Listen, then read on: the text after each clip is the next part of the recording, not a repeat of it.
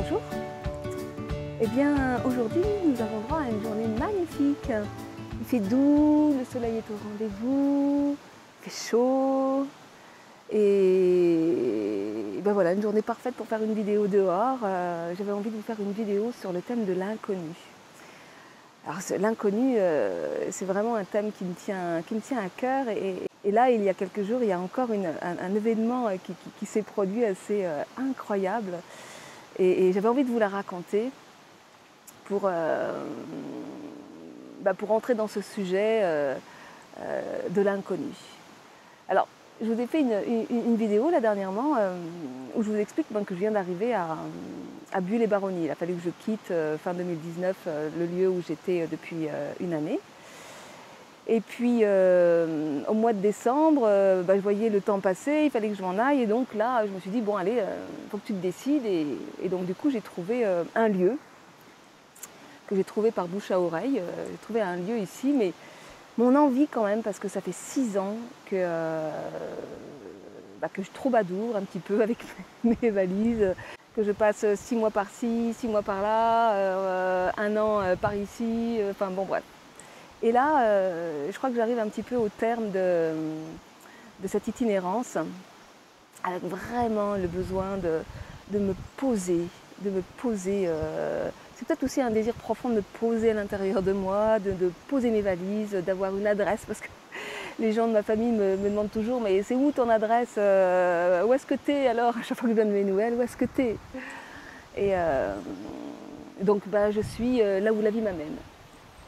Et donc là, pour le coup, j'arrive à Buis, et à Buis-les-Baronnies, et dans une petite maisonnette de village, fort sympathique somme toute, mais qui reste quand même petite. Bon, j'ai ma petite chambre, il y a la petite cuisine, il y a tout ça, et là je me dis, j'aurais envie de trouver une maison, j'aurais envie de trouver une maison avec un jardin, avec de l'espace, avec soit que je prends seule, soit que je prends en colocation avec d'autres. Je ne savais pas, je commençais à réfléchir à ça et puis en parler un peu autour de moi comme ça.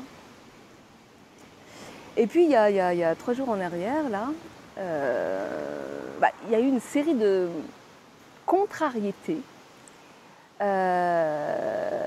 jusqu'à l'annulation d'un rendez-vous, d'un entretien que j'avais par internet. Et qui fait que je me suis retrouvée dans ma cuisine au rez-de-chaussée à craquer des noix, un petit peu bougon, un petit peu contrarié, un petit peu voilà. Lorsque d'un seul coup, j'entends frapper à la porte. Alors je m'approche, j'ouvre la porte et effectivement, il y avait une femme d'âge mûr qui était là, qui m'avait l'air fort sympathique et qui me dit excusez-moi de vous déranger, j'ai vu de la lumière par la fenêtre et voilà, je cherche à m'installer à Buis. J'ai eu une espèce d'élan, d'attirance pour Buis. Ça fait 2-3 fois que je viens là et j'aurais envie de m'acheter une maison dans le coin. Et en fait, j'avais envie de vous demander, mais comment on vit à Buis? Alors sur le coup, je lui dis, je suis désolée, mais là vous tombez vraiment sur la mauvaise personne parce que ça fait juste 15 jours que je suis là. Et puis, bon, comme il y avait un bon feeling, je lui dis, mais vous voulez entrer? On peut discuter. Parce que bon, même si ça fait 15 jours que je suis là, je me suis très vite inscrite dans tout un réseau social très riche. Et je sens vraiment que cet endroit, Buis, c'est un endroit qui est joyeux, qui est convivial, qui est... enfin voilà. Et intérieurement, même au bout de 15 jours, je me disais, pourquoi pas m'installer ici? Donc on discute, et chemin faisant... je lui partage mon expérience et puis elle me dit l'idéal pour moi, ça serait de pouvoir créer une colocation.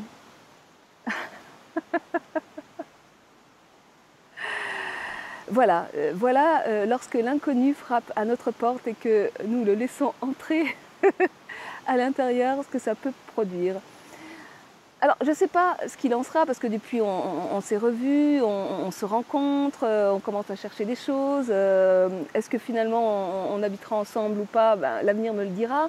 Mais en tout cas, cette synchronicité a vraiment eu le mérite, en tous les cas, de me reconnecter à ma foi, à la foi en la vie et de me sortir de mon état de bougonnerie et à la joie que de toute façon la vie est là, qu'elle est en mouvement, qu'elle m'accompagne et que profondément je ne suis pas seule. Et en fait, des anecdotes comme ça, ma vie, elle en est clafie.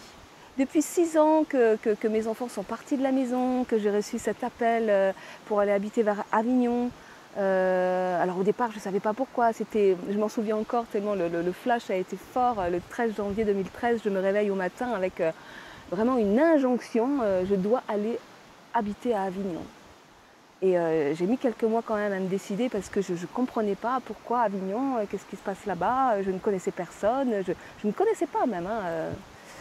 Et puis, quelques mois plus tard, alors qu'une copine me disait oh, j'aimerais bien m'installer en colocation et tu serais partante, est-ce que tu serais partante? Et je lui dis ben oui, pourquoi pas, tu seras ok pour partir à Avignon? Elle me dit oui, pourquoi pas. Et là, bon, je mets une annonce sur le Bon Coin et sur une mailing list là, qui était sur le coin d'Avignon, que j'avais eu l'occasion de récupérer. J'ai eu des dizaines et des dizaines de propositions. J'ai rencontré plein de gens très vite et il y a une personne un propriétaire en fait, qui m'a appelé au bout de 3 jours et qui me dit ben voilà, j'ai une immense maison, je suis très souvent absente et je cherche quelqu'un qui pourrait habiter sur place et je propose un petit loyer. Et moi, donc tout correspondait. Avignon, un petit loyer. À l'époque, j'avais pas beaucoup d'argent et en l'espace d'une semaine, j'avais trouvé. Et à partir du moment où donc, je suis arrivée à Avignon, et ça a été comme un tapis rouge qui s'est déroulé sous mes pieds. Et je suis arrivée là-bas comme si j'avais toujours habité. J'ai rencontré plein de gens très vite et j'ai compris quelques mois plus tard le sens véritable de cet appel vers Avignon et le nouveau sens que ma vie a pris depuis. Alors il y a des hasards bien heureux, on est tout content quand l'inconnu frappe à notre porte et vient nous annoncer des bonnes nouvelles, mais souvent il nous annonce aussi des mauvaises nouvelles. Et là c'est un peu plus compliqué pour ouvrir grand la porte et dire oui c'est ok, comme par exemple je tombe malade alors que j'avais un rendez-vous super important, ou ma voiture me lâche alors que je devais partir en voyage, ou encore, tel que ça s'est produit il y a quelques jours en arrière, des contrariétés qui arrivent et qui fait que je suis obligée de reporter mon rendez-vous, mon entretien. Mais en réfléchissant bien, si je n'avais pas eu ces contrariétés et si je n'avais pas reporté ce rendez-vous, je ne serais jamais descendue dans ma cuisine pour craquer des noix. Et cette femme qui est passée à l'improviste n'aurait jamais pu voir de lumière allumée dans la cuisine, n'aurait pas frappé à la porte et nous ne nous serions jamais rencontrés. Donc parfois la vie nous fait passer par des chemins qui, si on n'est pas ouvert et si on considère que ce que la vie nous apporte, c'est une difficulté, c'est une épreuve, c'est un problème, alors on ne va pas pouvoir l'accueillir. Et c'est là où se trouve toute la magie de la vie. C'est que, en fait, ce que nous considérons comme étant le problème est en fait la solution. Et c'est là où accepter ce qui est prend tout son sens. Parce que la vie, elle nous amène des plats d'amour à longueur de journée.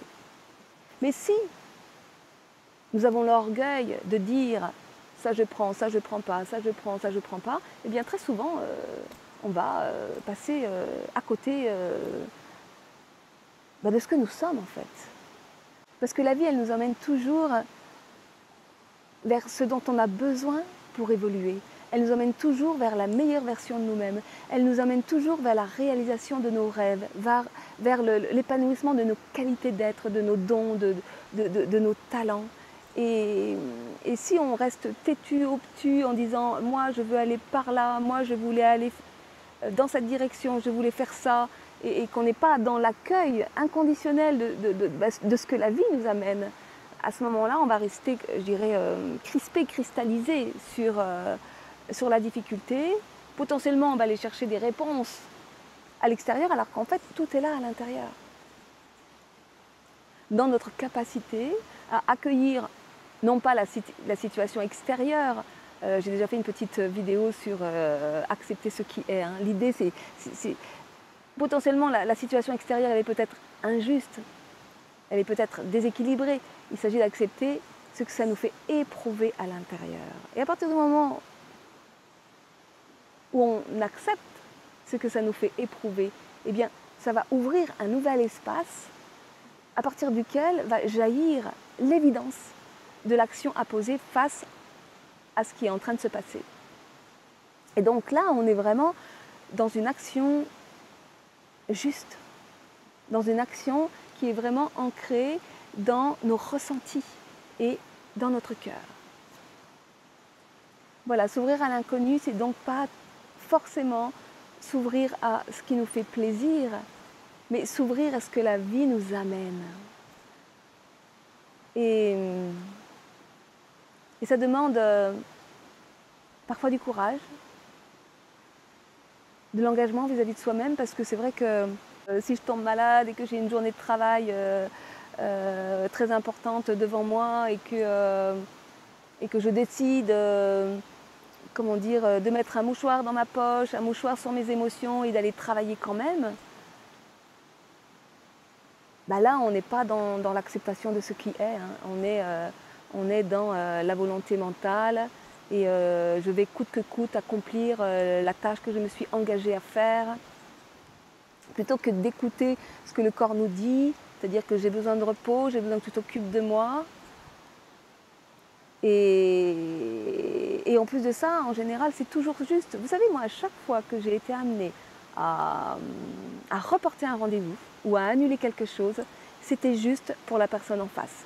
À chaque fois, ça a été « Ah ben finalement, ça m'arrange parce que j'osais pas annuler, mais la vie, elle est juste parfaite, elle est juste magique. Et quand on sait écouter les signes de la vie et qu'on est vraiment dans cette acceptation de l'inconnu et de l'instant présent, on est vraiment aligné.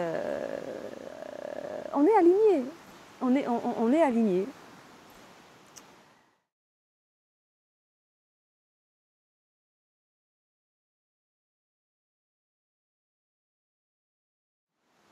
Et donc tout ça, eh bien, ça nous demande de sortir de notre statut de victime. C'est-à-dire que plutôt que de subir les événements, et puis de faire son petit Calimero, oh ben c'est injuste, c'est vraiment injuste,